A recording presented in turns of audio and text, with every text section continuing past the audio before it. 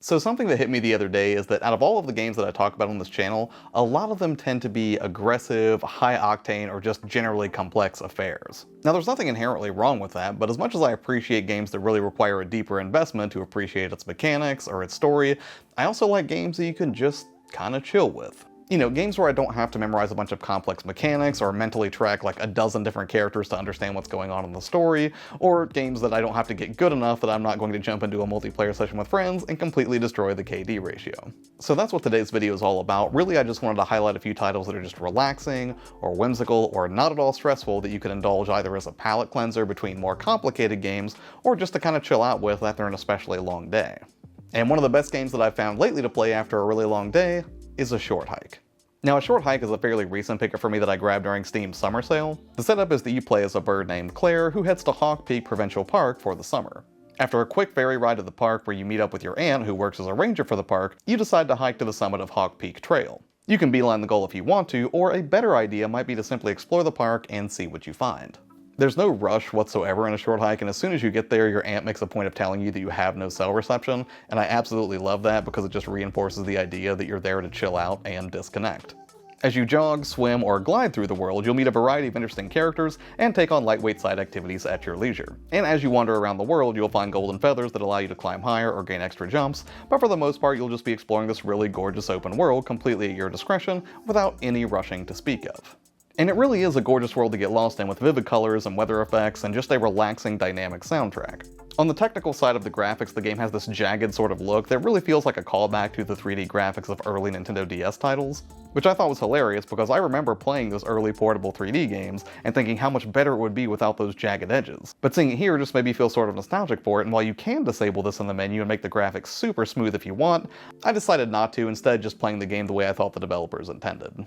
So if you're a big nature fan, or at least you want to pretend to be a big nature fan for a little bit and just get out and explore a virtual world, Hawk Peak Provincial Park's probably a good place to start. Now next up is a game that admittedly I have not played on the Steam Deck yet because I was able to play it through Game Pass on the Xbox, but it is a verified title for the deck, and having now played it on the Xbox, I can say that I might have to go for a portable version of it as well just because it's a very relaxing game, and that is Unpacking. Unpacking is, as the name suggests, a game about unpacking. I won't spoil too much of it as this isn't a very long game to begin with, so I'll just say that Unpacking does start revealing a story. At various stages in your life and different locations your character moves to, you'll learn a lot about them from what they take with them from one location to the next, or what they choose to leave behind.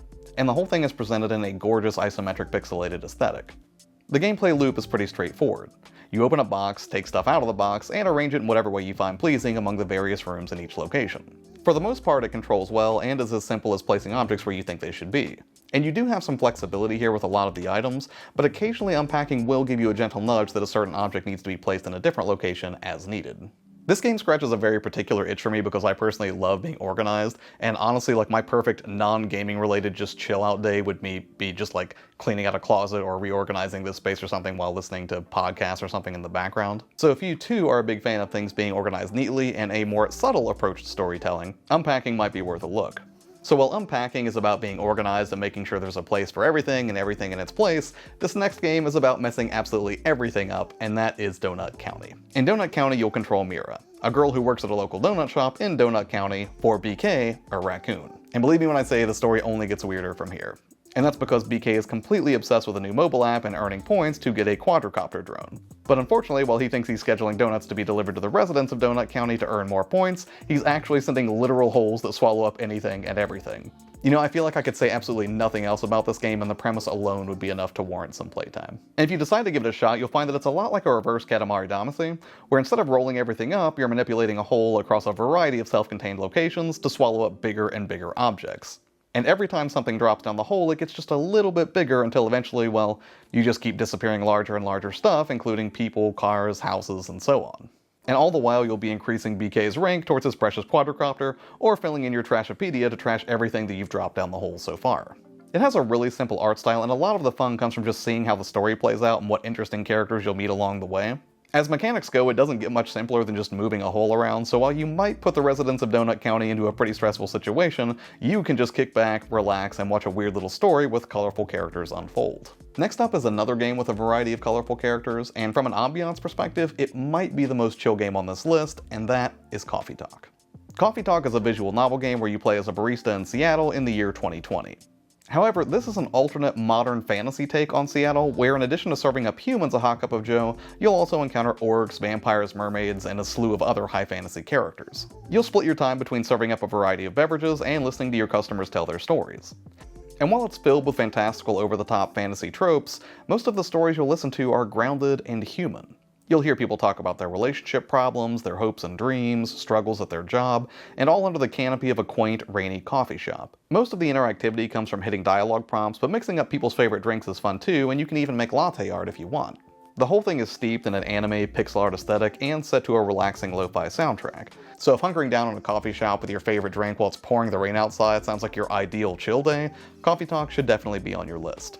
Alright, you'll have to bear with me for this next one because I know it's not going to sound very relaxing on its face, but I promise you it's one of the just chillest, most fulfilling gaming experiences I've ever had, and I can't stop playing it, and that is Power Wash Simulator. Power Wash Simulator is, as the name suggests, a game about power washing stuff. And I have power washed all sorts of stuff so far in my time with this game, including a treehouse, a skate park, a playground, a merry-go-round.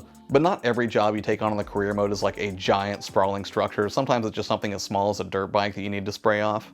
And as time goes on and you make more money from jobs, you can buy better power washers and accessories for those, you can customize your character. So there is a sense of progression in this game, but I promise you frustration is absolutely minimal. The closest I could find to getting irritated with this game would be after I'd power washed almost every single part of a really large area and found that I only had like 1% left to get clean and I couldn't quite figure out where it was. But Power Wash Simulator even makes this part pretty easy for you to figure out, because if you hit right on the D-pad, it'll actually highlight all the dirty spots for you. So if you're, power washing something that is a very similar color to dirt and you're not quite sure what spot you've missed, you should be able to find it pretty easily. And one of the things that I love is at the end of each mission, it actually shows a time lapse of you finishing that job. So if you're cleaning something especially large, like a playground or something like that, you can kind of watch, this maybe 45 minutes to an hour that you spent just carefully cleaning things off, kind of sped up over like a 10-second time lapse, and it looks really cool. And like every other game on this list, there's no rushing, there's no time limit, no stress or anything like that. So you can just take your sweet time as you start clearing off these really filthy structures or cars or whatever the current mission is. And the whole experience feels borderline therapeutic, almost like one of those coloring book apps, I guess. Now, if you had told me that one of my favorite games in 2022 was going to be Power Washing Simulator, I would have thought you were crazy, but I promise you it's an incredibly fun, relaxing game, and you should definitely check it out.